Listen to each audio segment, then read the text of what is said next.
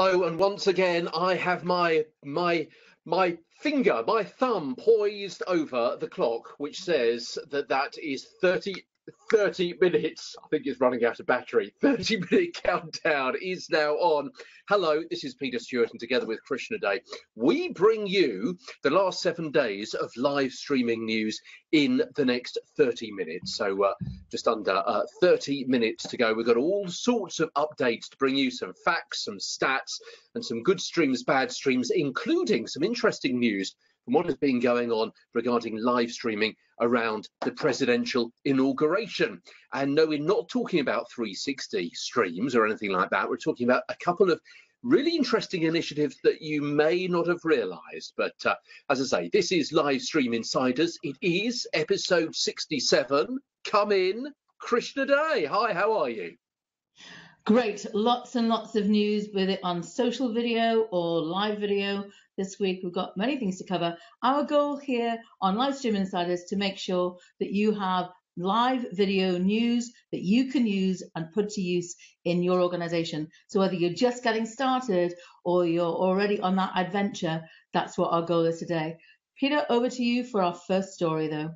And you know, so many people often contact us either on the programme or subsequently saying, I didn't know the facts and the stories that you were talking about. It is because we do so much research. We're looking around about 100 different websites and articles every single week to bring you the big stories and also the most important stories, not necessarily the stories which are widely spread around and widely publicised. So let's try these for size. Okay, one of the big stories that Facebook is not going to be paying publishers anymore. Now, you remember, obviously, as we were saying, this is episode 67, that way back when, in the middle of last year, we were talking about how Facebook were paying different publishers, different media companies, to actually produce Facebook Live videos. And some of them were being paid £1, £2, £3 million. Also, some individuals were being paid several tens of thousands of,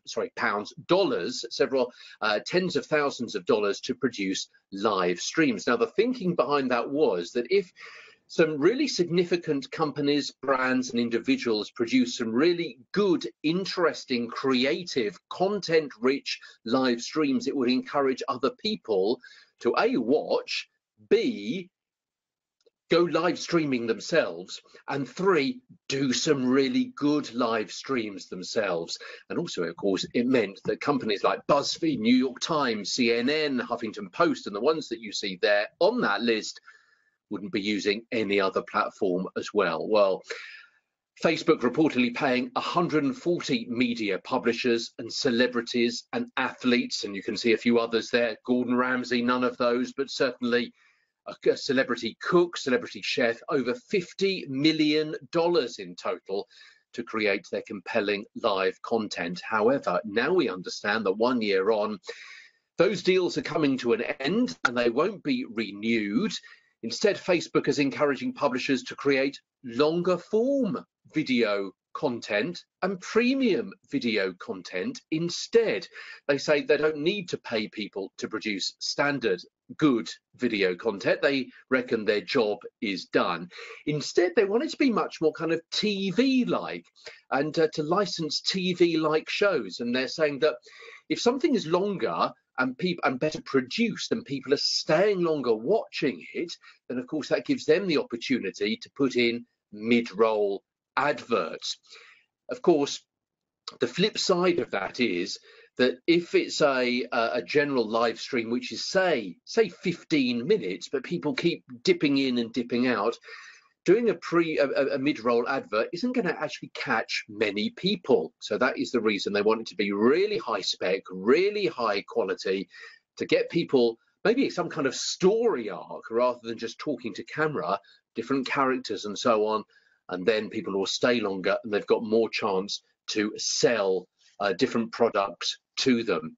And all this comes at a time, incidentally, when some new stats out by trusted media brands say that more and more big companies are going to be using live streaming on whichever platform over the course of 2017, 2018. They reckon 88% of agencies, of advertising agencies, said they might or definitely will invest in live streaming advertising over the next 6 months. But you know what, Krishna? There have been a couple of stories around this week to do with stats and figures and calculations, and I don't know, some of them haven't been terribly useful, have they? So Facebook, Periscope, YouTube, if you want to borrow my fingers to help you count up, here are 10 of them, because I think over the last few months it seems as though you need all the help you can get. Absolutely. And I should just say thanks everybody for coming in and joining us. And we've got all our usual loyal viewers. So good of you to be with us, because I know it's lunchtime for some of you, evening for some of us. So really appreciate you being here today. And we've got lots of things coming up. And I'm going to come back to that comment you were making, Peter, about the whole issue of numbers in just a moment. But just to let you know some of the things that are coming up on the show today, we're going to be having a look at Zoom.us, who's actually started to introduce live video for Facebook and YouTube. That was announced earlier on this week. Zoom, you might know, is a meeting platform. We're going to be looking at some updates in terms of, for those of you who've had fear of missing out and you're based in certain countries around the world, about Instagram Live, and we'll be touching on that. And we've also got some interesting stories about how live video is being used for activism. So we try to get on as much content as we can in 30 minutes. Really appreciate you being here with us today in terms of live stream insiders. If you enjoy what we have to share, we'd really appreciate it if you could perhaps give us a reaction. What do you think of the stories we're sharing? We'd love to know what your experiences of the different platforms you're using. So do comment on that. And the other thing I'll say before we go into the next part of the show is please do come on in. We'll go off air, but we'll have the green room open. So if you'd like to come on in for a chat about all things that we're up to, including probably a little bit of the insider story about Peter's update on his book, because as you know, he's authored many books in terms of on media, and his latest book is about live video. I think every week he's doing a rewrite with all the changes that are coming out, but at some stage he has to stop the writing of it. And it is with an authoritative publisher and an academic publisher, and it's going to be a brilliant book, particularly if you're in the business of journalism and mobile journalism, which is what Peter does in his day job. So come on in if you want to talk to Peter about what he's up to there, any little sneak peeks he might be able to give you about how the book has been coming along. Anyway, back to that story you were saying, Peter. It seems like, is there any number we can trust anymore? It's kind of the question, isn't it? Okay, so this week, I don't think we've actually talked about this one for a little while, but it's actually YouTube. So in fact, what's going on about YouTube? And in fact, this is a story that actually Peter picked up because, as you probably know, we share the curation of the ideas behind it, behind the scenes, all done virtually. But actually, he said that this story that goes on about the fact that YouTube, actually, they've actually announced it, has said there's an error in how it tabulates lifetime views on channels. So many of you might be using YouTube for actually live streaming, but you equally might be using YouTube for just posting videos. And of course, if you're looking at your view counts on your channels, which is something that I know people really like to look at their analytics, then in fact, what you're going to find is that there has been a bug, and it may have inflated total video views to date. Now, just so you know, if you're not familiar with Livestream Insiders, we do curate all the stories, plus a whole host of stories that we don't even get time to talk about in the show. And you'll find the article from YouTube in terms of the support article about that. So you can keep up to date with that, and you'll find that's already posted in the links for today. So they actually reported that this last Friday. YouTube claims that the problem would not have skewed total viewers very much. The system overcounted views on 21 days over the course of a 6-month period from August 2016 to January 2017. So I think we've reported on almost every platform, haven't we, Peter, now, in terms of things not being quite correct in terms of views and analytics. As I said, I wonder, is there any number we can trust these days? Absolutely, and you know what? That brings me on to mentioning another of the websites that we picked up on, and a bit of a kind of editorial piece on MediaPost.com, where someone was quoting the stat. According to new data, 42% of millennials have created a live video, and this particular article was saying, "Hold on a minute." Really? Can we honestly believe that 42% of millennials have created live video? And let me just refer to my notes here, because this says there are something like 83 million millennials, according to the US Census. If that stat is correct, that is one great big stack of live videos. What on earth were they live videoing about? It also says, this is stats from UBS, the company there. They say 63% have watched a live video. The article says that's not perhaps really surprising when you consider the sports, the Olympics was on, and that kind of thing. But it doesn't quite seem to add up that 42% of millennials have actually created a live video, and it goes into a few details there about why he doesn't believe that to be so. You know what? Oh, hold on. I think, yeah, there's another one there. Oh, there's another one here. And excuse me. Oh, wait. I'm just catching a few more random stats which are floating around, which aren't actually tethered down to anything resembling actual fact. That reminds me of someone else who's in the news at the moment, doesn't it? Just kind of making up things. Anyway, let's move on.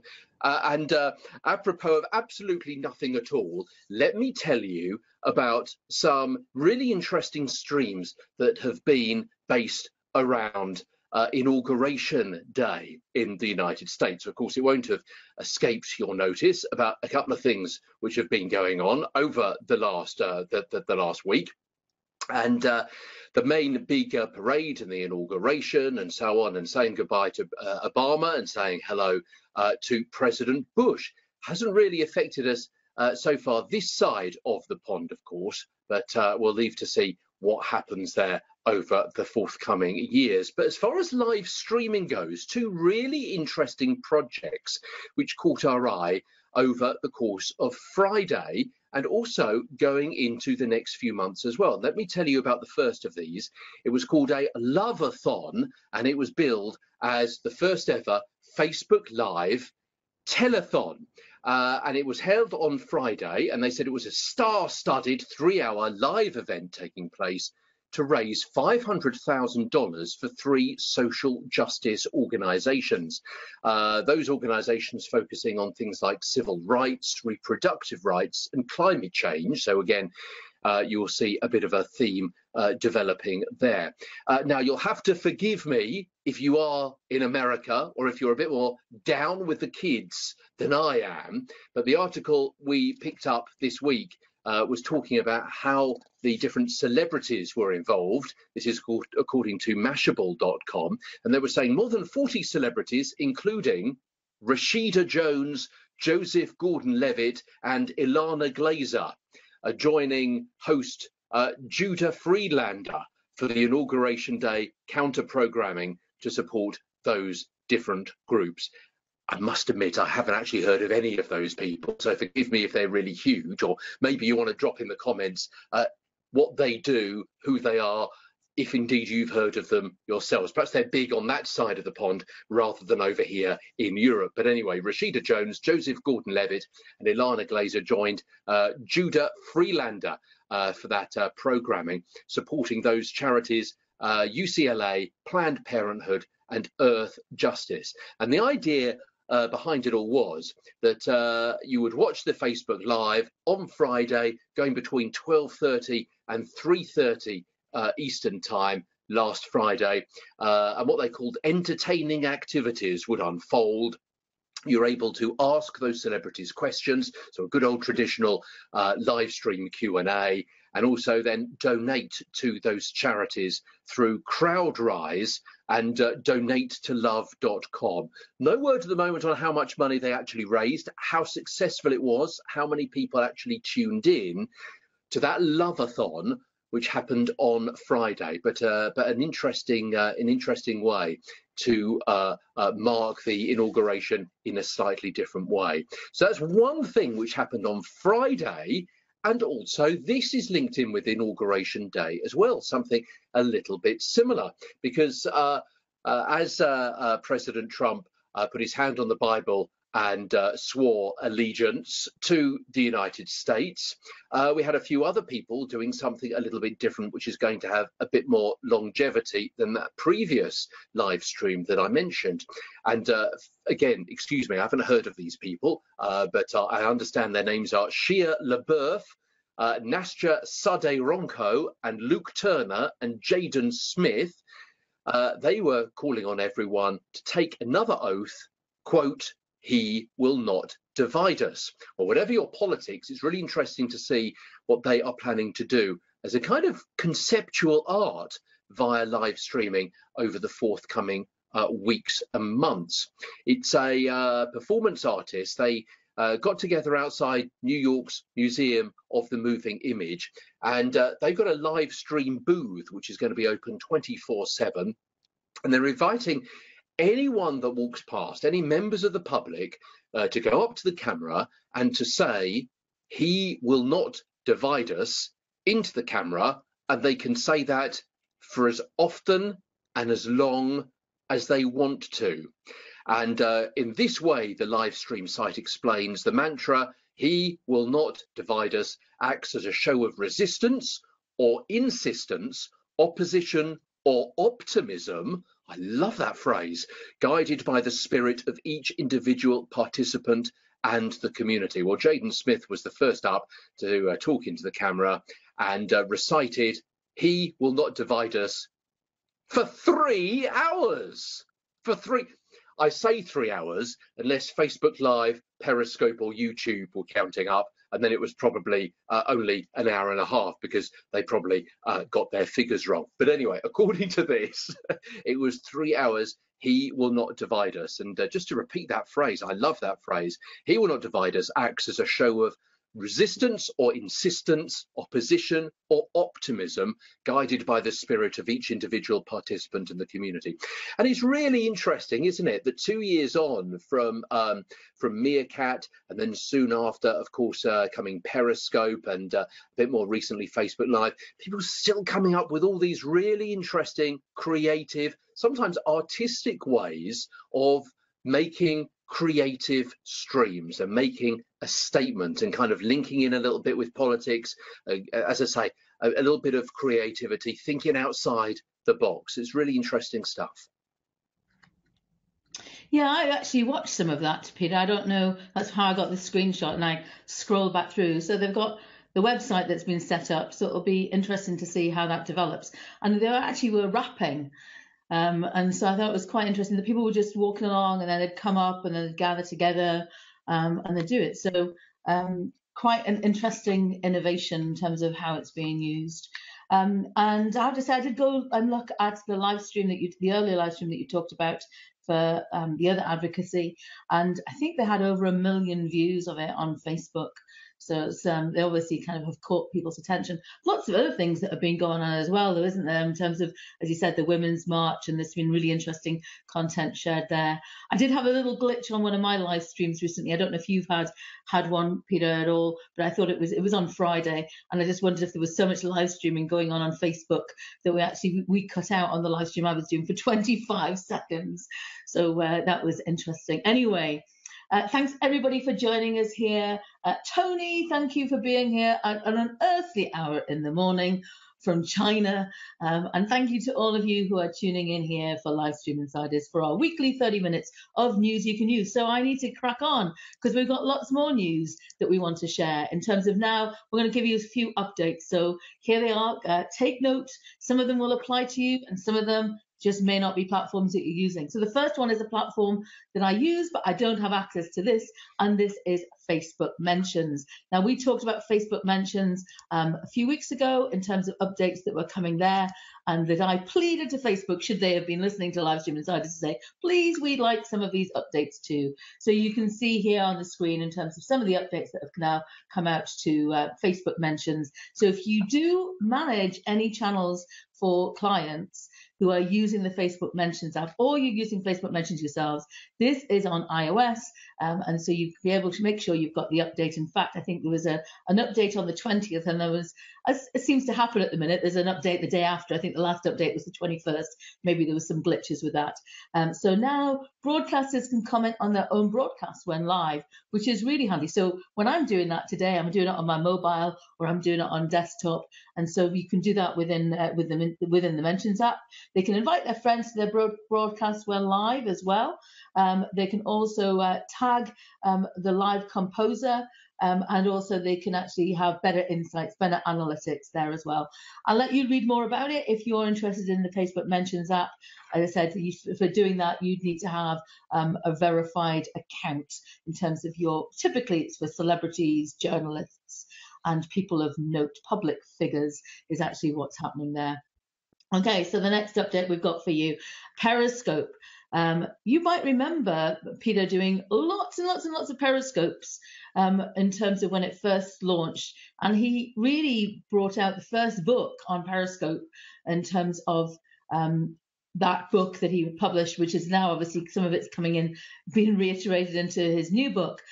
But one of the things that he was doing there is he would have an 11-minute stream up your Periscope. Yeah, I think that's had so many updates since then. But Peter actually was told by Periscope themselves he'd actually written more on Periscope than they had at the time. He had written about 400 pages. Anyway, so more updates to put into your book, Peter. And this is an update that came out this week over on Periscope. And what we see now is groups. Groups were actually launched a little while back. I like the idea of groups. I don't know about anybody else, but I don't like the fact that anybody can add or take somebody out of a group. But they did announce this, and some of you, if you've been on the beta app for Periscope, you'll know this already, but they actually have allowed you now, if you've got a group, so let's say you've got a private mentoring group, and I know Sabrina, who's here, who actually is very, very active on Periscope herself. You might be in lots of groups yourself, Sabrina. One of the things that I've noticed though in terms of on this is you can absolutely share. So you can see in the screenshot that I'll just put up again now, that actually you can invite people to be part of your group. And it says in terms of their notes, you don't have to be on Periscope to use it, but it doesn't mean to say, sorry, you don't have to be on Periscope to get invited into a group. But as soon as that invitation goes out, because I tested this, I tested the invitation going out to an email of one of mine. And basically, you can obviously, if you do it by email or any other way that you want to share, because it comes up here in the iOS app where you can just easily share it. But what it does do is, of course, it then prompts people to download the app. So yes, they don't have to be on Periscope at first, but they do have to be on Periscope to actually be participating in the group. So that's a quick update from them. Okay, so the next update that we've got for you is this is one that I know lots of people have had fear of missing out. So we've got any viewers here and anybody watching on replay who actually have been really hankering after the access to Instagram Live. Remember, Instagram Live is not curated. It doesn't get saved to your phone. It doesn't get saved to Instagram, but you can go live with live video onto Instagram now. That was just initially trialed in the US. So I know I had people asking me questions about, I can't get access. And they realized, I'm in Canada. And that's why it was. So this week, it is now being rolled out to some other countries. Let me just stop sharing that just a minute. So my presentation just went down.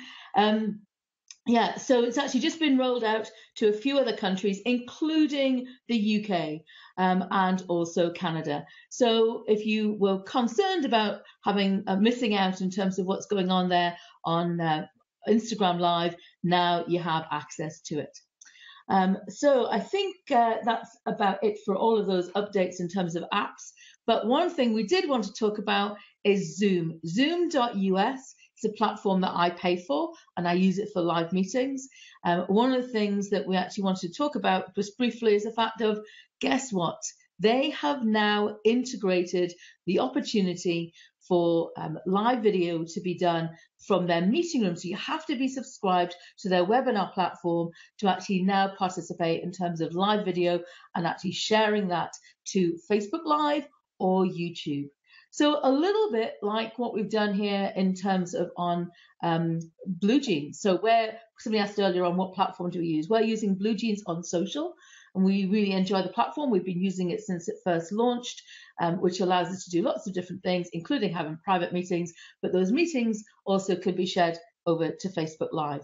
Interestingly enough, Zoom has launched that this week. I should also say it also had a huge investment, $100 million Series D round, funded totally by Sequoia. So they're now boasting a valuation, Zoom.us is boasting a valuation of $1 billion, putting them into that unicorn club. It actually is cash positive, and it had previously raised 45.5 million. So really interested in terms of for them and also their update. I have reached out to them to see if, because I'm a paying customer, but I don't use their webinar platform. So that means I actually can't test it out. I have seen somebody test it out. I have to say, I'm really interested in terms of whether or not you can lose their watermark, because it is quite significant in size. And to me, in terms of particularly if you've got people on your live stream and you're sharing information, it actually takes up quite a lot of real estate on it. So I'm interested to see if there's a way that that could be removed, because that's what a lot of brands are going to look for if they're going to look at a live video platform. And news organizations like Peter's organization, you know, you really have to, they want their own watermark. They don't necessarily want somebody else's third-party watermark. So lots of updates as usual, and I'm going to be passing back to Peter just to actually look at other news for us in terms of as we wrap up the show very shortly. Absolutely. So just a couple of minutes to go. Thank you for all your comments. Thank you for watching as well. And thank you for being here, whether you're watching live or in replay. So just one more thing to bring you, and I don't know whether you saw this, and this is the woman in Ohio who was charged with abduction because she taped her 2-year-old son to a wall so she could do the housework and broadcast that episode on Facebook Live. You couldn't make it up, could you? It was in Reynoldsburg in Ohio. The mum is 18 years old, Shayla Rudolph, and the child has been taken into protective custody. And it was someone else that saw this video on Facebook Live, contacted the local TV news station, and they alerted police. It appeared the child was restrained by the sellotape or duct tape or whatever it was for approximately 15 minutes. And in fact, it was clear packing tape. He was taped to the wall. He was crying or snivelling, not crying, bawling. Why not? Because he also had tape over his mouth. You know what? I actually don't think that this is an issue particularly for live streaming. It's obviously an issue. It's something that would have happened anyway. And someone that A, does that, and secondly, then brags about it and live streams it. I mean, what is going on there? What the actual gosh is going on there? Absolutely incredible. But it's a shame, isn't it, when some live streams like that kind of bring these different platforms and different companies into disrepute, as Sabrina says. Absolutely unbelievable.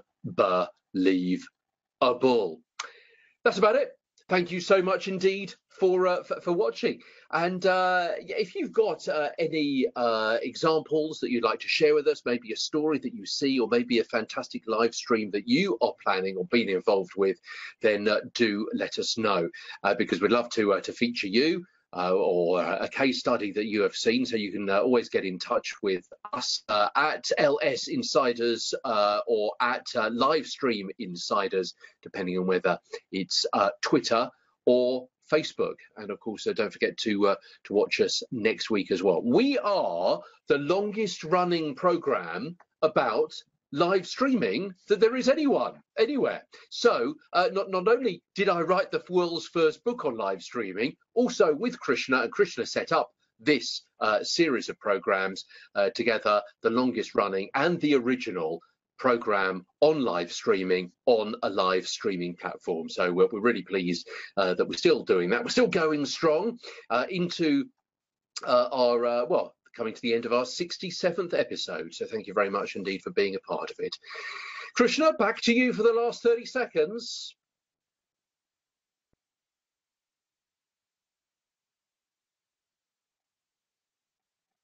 Can't hear you.